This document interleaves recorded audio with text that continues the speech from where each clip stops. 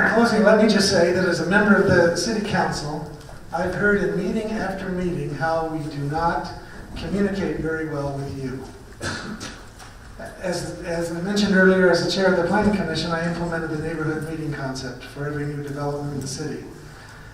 As mayor, I would like to go even further, and I commit to you that we will be more transparent in our council meetings, and we will do a better job to let you know what is happening in the city. I will listen to you and work on the issues diligently to resolve them in a most expeditious and constitutional way possible. Many of my supporters know me well enough to know how I will vote on any given issue, because principles guide me. I want you to know who I am, because I'm going to be representing you whether I'm your mayor or whether I'm on the city council. So please, take the opportunity to get to know me, because I want to know you. Thank you for being here tonight. It's important that we have this opportunity to discuss that, and involving the citizens is the most important thing that we can do as mayor and council. In regards to impact fees and bringing in new growth and all of those things are important as well. But anytime we look at it as an impact fee as revenue for the city is ridiculous. That's identified only to provide equal service for those people that are coming in so they don't impact the services that are already available that people are here. If we look at that as income to the city to be used for something else, then we ought to be identified for the idiots we are. And I won't back away from that, because I operated the Highland Water Company for a long period of time, 28 years, and never borrowed a dime, because I was instructed by a board of directors to say, don't borrow money. And it can be done. You simply don't use impact fees for things they're not entitled to be used for.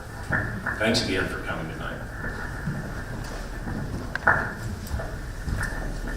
We need to look at the position of this city as something that starts now. We need to move forward. What happened 5 years ago, 8 years ago, we live with it. It's history. Now we must decide what are we going to do as we move forward. Open space is a concept that did not work. I can give you all the reasons why it didn't work, but it didn't work. We need more neighborhood representation. We need to understand that there are more sources of revenue that we can take into consideration to resolve our issues.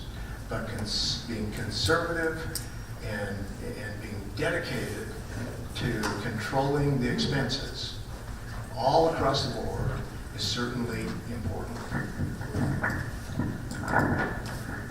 Before you start my time, I'd like to thank the cameraman, Mr. Skousen, the timekeeper, and Christy for setting this up, because this is what community involvement is about. So thank you guys for doing this for us.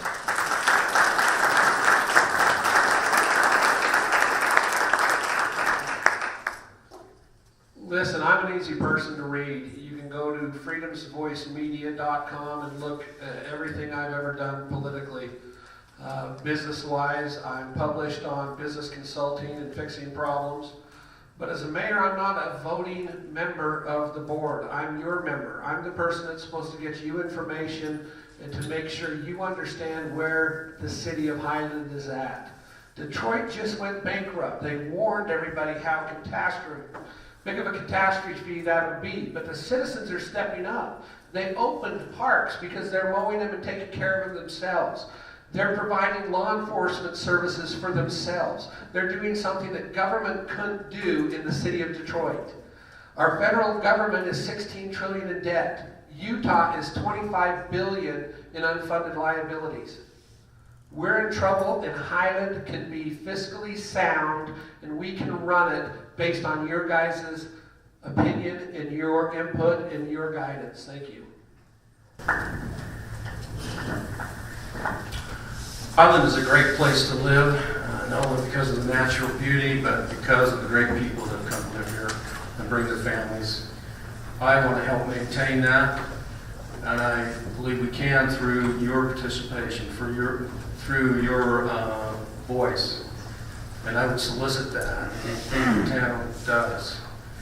Also, I think we need to keep it affordable, and I think we can. I would like to believe that the town council, if they didn't need the fee money for whatever for roads, for example, they would return it next year.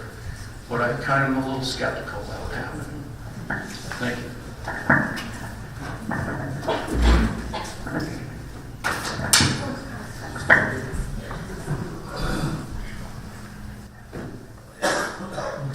Thank you for being here. It's been a pleasure. Highland is a great place to live, in part because of the people who had the vision to build it, but mostly because of you, the people who live here. I know many of you personally. I know that some of you are struggling. I want you to know that I understand. I helped start a company a few years ago where we had to cut our salaries by 25% for 6 months, then 75% for 18 months, then 4 months with no salary. Well, we made it. Both the company and the family. I learned a lot about faith and hope. I learned how to prioritize spending, how to manage a budget. And I learned that with faith, sometimes a bridge appears out of nowhere over the abyss. As a city, we face challenges. And did you know our city's business revenue is growing faster than the county as an average? That our city spending went down in 2009 and has remained stable ever since? Good things are happening and we should recognize it. I'm a half-full kind of guy. I believe there are always win-win situations. I want you to vote for me so I can create win-win solutions. I'd like to thank everyone again for coming this evening. Again, I know you have busy schedules and I appreciate you taking the time. I'd like to help Highland City government become the very best, as well as help you understand that you have a friend involved in city government that you can come to and talk to about your issues. I also want you to know that I want to effectively manage the budget so that we can continue to reduce property taxes, so that we can effectively monitor city budgets and make sure that we're proper stewards of public funds. Also, we need to repair the roads and make sure they're maintained at an appropriate level.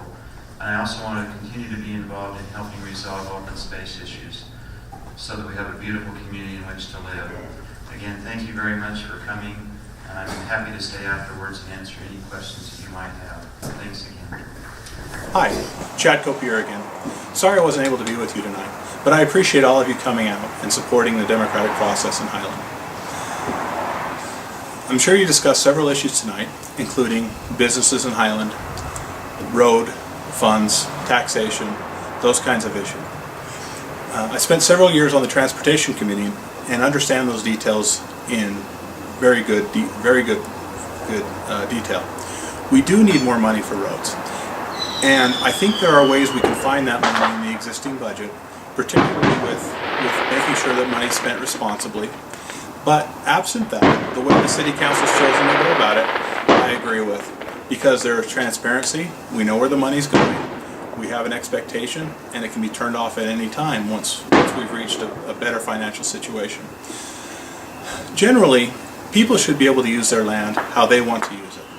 They should be able to enjoy their property and enjoy their family. Please vote for me in the election. Chad Copier, thank you. I've been instrumental in organizing the Highland Foundation. Once the final federal tax exempt status is granted, the foundation will designate worthy projects and begin seeking donations and volunteers to help bring them to fruition.